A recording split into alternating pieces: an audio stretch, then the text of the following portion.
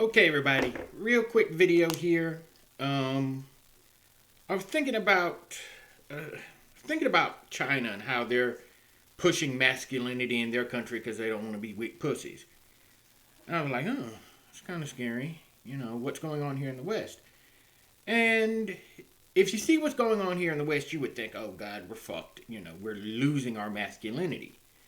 But not necessarily so.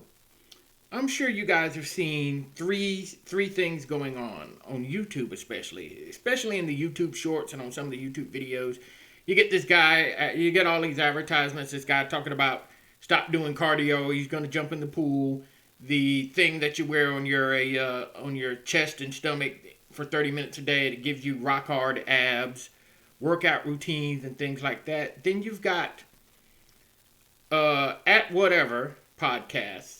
And the clips and shorts from there. Then on top of that, you've also got Jordan Peterson, Andrew Tate, and a few others. I think our masculinity is being more commodified, advertised, talked about.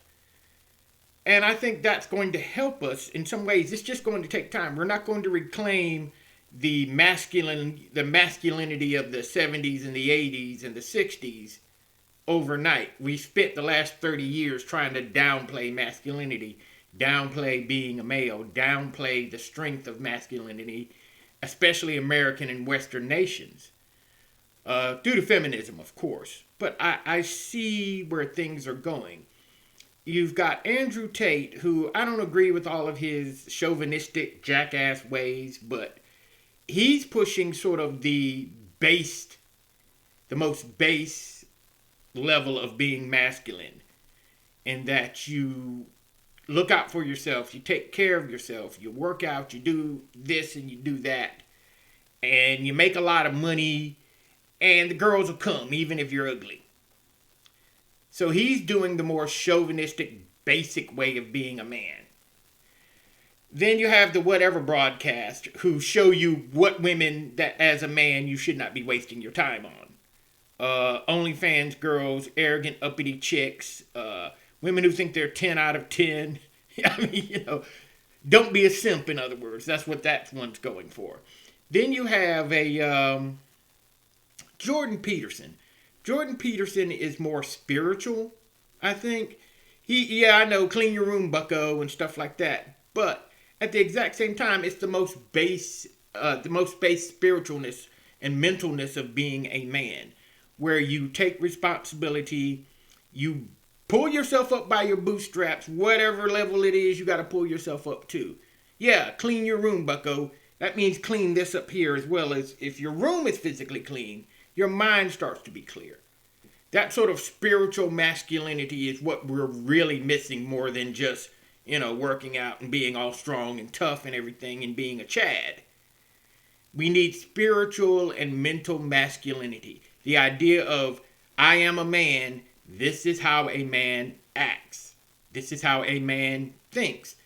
Once you get to that point, then you can start going for the working out and the Chad shit and getting a better job and all that shit. But if you're still mentally acting like a woman or feeling that your masculinity is a horrible negative, which is why Jordan Peterson, in my opinion, okay, if we have to scale this, Jordan Peterson first, Andrew Tate second, whatever broadcast and all these other guys third.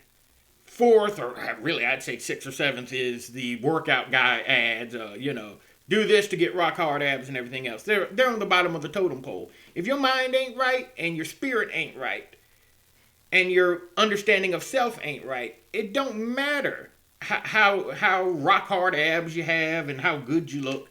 All the other stuff is just going to be sort of a dragging you down kind of negative kind of thing.